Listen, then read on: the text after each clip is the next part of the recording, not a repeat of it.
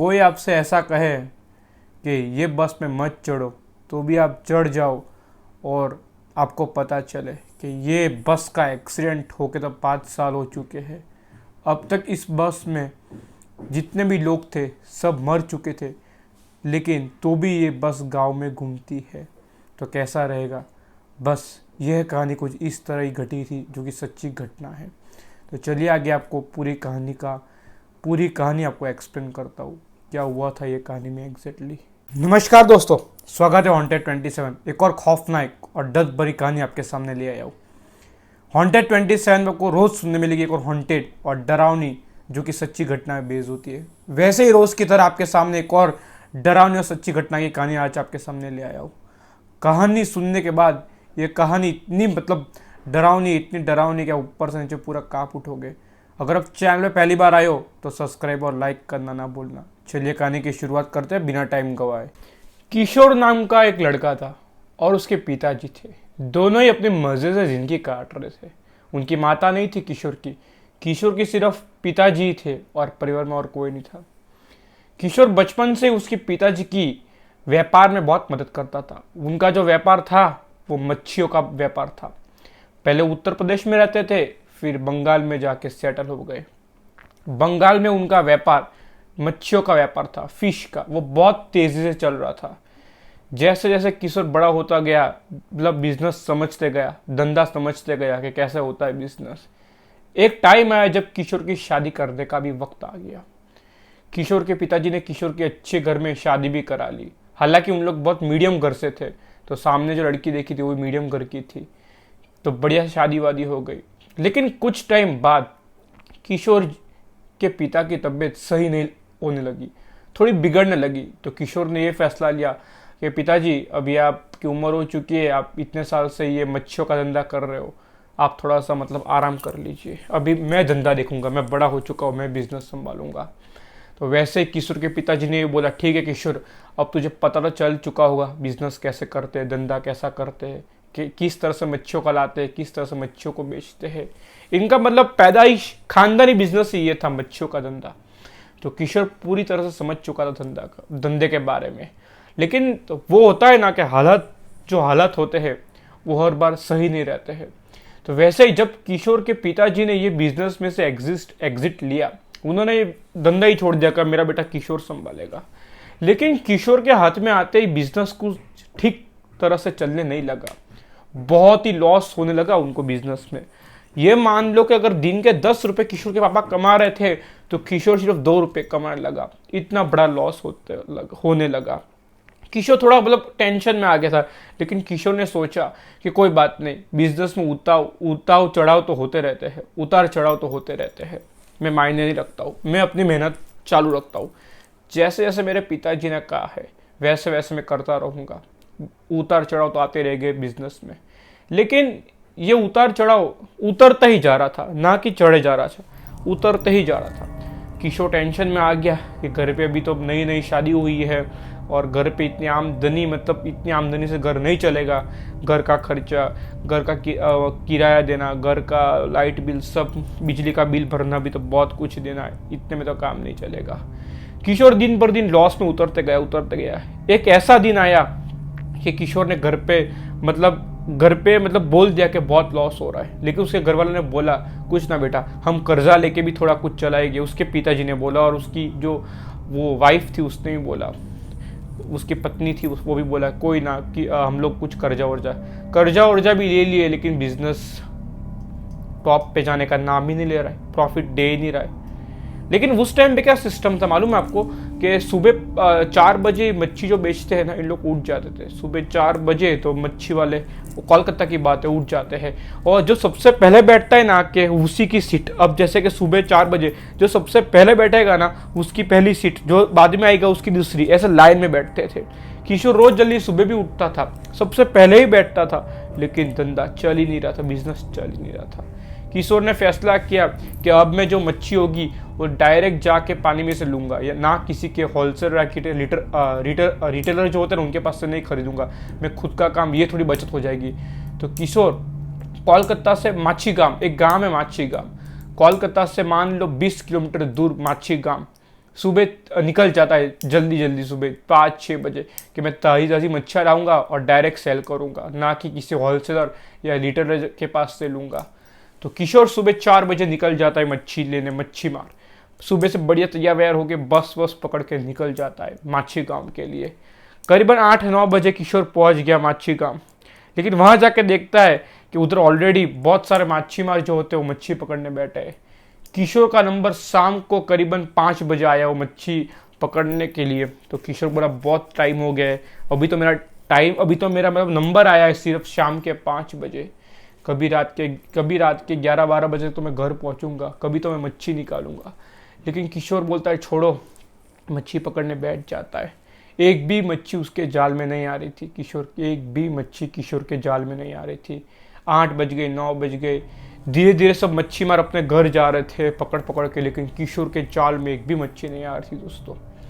जैसे 11-11:30 हुए, उसको थोड़ा वो जो रॉड डाली थी ना उसको थोड़ा भारी भारी एहसास हुआ, कुछ हैवी सा फील हुआ कि मेरे हाथ में कुछ भारी भारी यानी कोई बड़ी मछली लग चुकी है, जो कि अच्छा खासा मुझे प्रॉफिट दिलाएगी। निकाली है उसने, तो उसकी इतनी सारी मच्छी उसके मतलब जो होती है ना वो नेट, उसमें से निकली और किशोर खुश हो गया। लेकिन टाइम कोई 12:30 बज चुके थे। तो किशोर ने सोचा मच्छी वच्छी तो लास्ट में निकल गई, थोड़ा सा लक चल गया, लेकिन बस निकल गई होगी 1 बजे वाली। अब मुझे 2:30 बजे वाली बस मिलेगी जो मुझे सुबह 5 बजे पहुंचाएगी। लेकिन कोई ना, बस में ही सो जाऊंगा और डायरेक्ट 5:30 बजे मैं उतरूंगा तो डायरेक्ट मच्छी बेचने बैठ जाऊंगा, फिर पूरा दिन सो जाऊंगा। किशोर बस डेपो पे गया है। किशोर ने देखा कि यार 2:30 बजे वाली बस भी आज नहीं आएगी, डायरेक्ट 3 बजे वाली बस आएगी। बस डेपो पे कोई नहीं, किशोर के सिवाय कोई नहीं, सिर्फ एक चालू था वो बस काउंटर वाला जो अनाउंसमेंट कर रहा था, वही बोल के चला गया कि 3 बजे एक बस आती है। वो बोल के वहाँ से उसने छुट्टी मार ली। अभी ठंड का मौसम है, सब लोग कफ पहने हुए हैं, जैकेट वैकेट ठंड का। किशोर भी मच्छी लेके बैठा है उसके ऊपर, वो सिर के ऊपर जो तपेला आता है। उतने में एक औरत आती हुई चलती आई थी, वो किशोर को देखी। औरत बोली कि आप हमारे गांव में रहते हो कोलकाता में ना, मैंने आपको बहुत बार देखा है। किशोर बोला हाँ मैं को रहता उधर ही हूँ, लेकिन आपको मैंने कभी देखा नहीं है। वो औरत बोलती है नहीं, आपके पिताजी का बहुत नाम था ये बिजनेस में, ये मच्छी वाले बिजनेस में, उस सिलसिले में मैं आपके घर पे आती जाती रहती थी और आपको जानती हूँ। लेकिन किशोर बोलते हैं लेकिन आपको मैंने कभी देखा नहीं। आपने देखा नहीं होगा, आप घर पे नहीं रहे होगे, लेकिन बहुत बार आती रहती हूँ। मैं भी यहाँ मच्छी पकड़ने आई थी, अभी 3 बजे का बस है, तो वेट करते और साथ में निकल जाएगी अपने गाँव के लिए। किशोर बोला चलिए 1 से बोले 2, कोई तो मेरा पहचान वाला मिला मुझे, ऐसा किशोर खुश हो गया। 2:30 बजे 3 बजे है, किशोर टाइम देख रहा था, 3:10 को एक बस आई। बस आते ही किशोर, वो औरत पहले चढ़ गई। बस में मानो या मानो सिर्फ 10 लोग बैठे थे, 10 लोग, इतनी बड़ी बस थी, सिर्फ 10 लोग बैठे थे।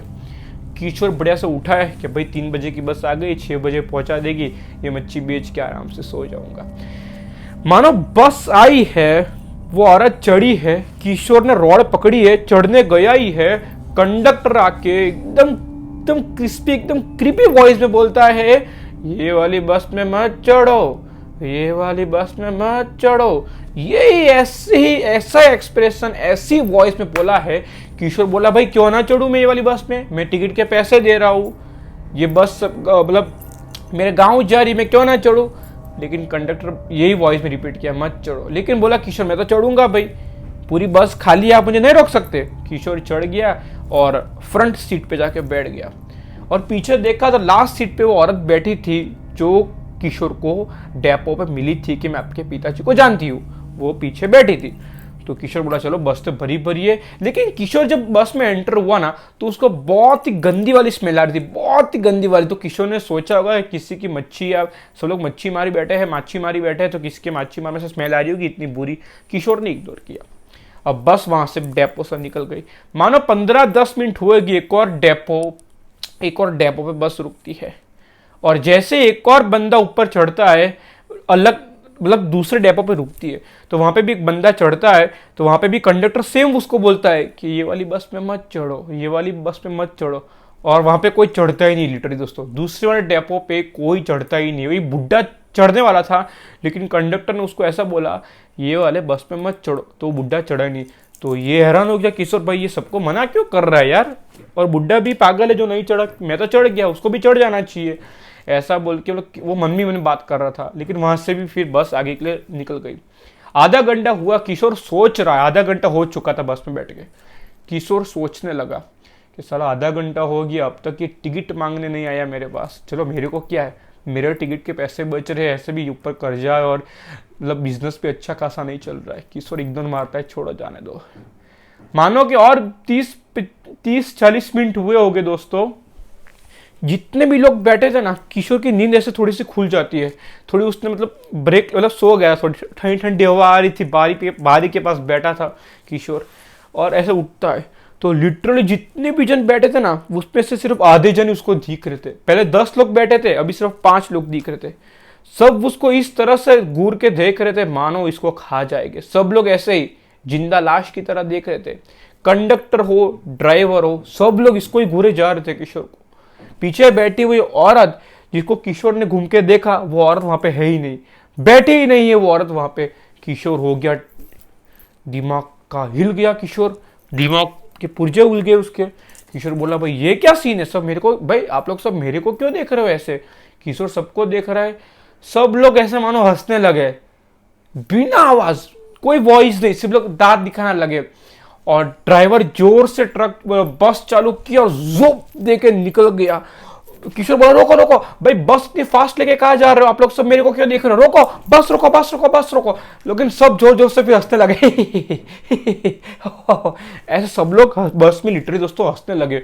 और किशोर घबरा हुआ, किशोर बोला भाई रोको रोको, मेरे को उतर जाने दो, मेरे को कंडक्टर बस रोको बस रोको। लेकिन कोई इसकी बात ना माने, और मानो के सबके मतलब सबके शरीर में जैसे जिंदा लाश, ये जो चमड़ी हो रही ना वो टपक रही है, पानी की तरह टपक रही है, और पूरे स्केलेटन सब हड्डियां दिखने लगी धीरे धीरे सबके चेहरे पे। ड्राइवर कंडक्टर बैठे 5 लोग। किशोर डर गया। किशोर बोला रोको रोको रोको, बहुत ऐसा किया, और फाइनली बस खाई में जाके धम देके गिर गई वहां। किशोर वहीं बेहोश हो गया। सुबह के 7 साढ़े 7 बजे हो गए, थोड़ी थोड़ी मतलब धूप आने लगी। किशोर उठा एकदम जंगल इलाके में उठा है। उठते उसको सब याद आया, वो देखा मच्छी लोग, मेरी मच्छी कहाँ है, मैंने इतनी मेहनत से पकड़ी थी, मच्छी वहीं पड़ी थी, सारी मच्छी मतलब वो हो गई थी, खराब हो चुकी है, सब सड़ चुकी थी मच्छी भी। उठाया है मच्छी, आसपास देखा बस दिखी नहीं, बस के पास ही वो अंदर ही गिरा था, बस भी नहीं दिखी, वो खाई में गिरी, बस भी नहीं दिख रही है।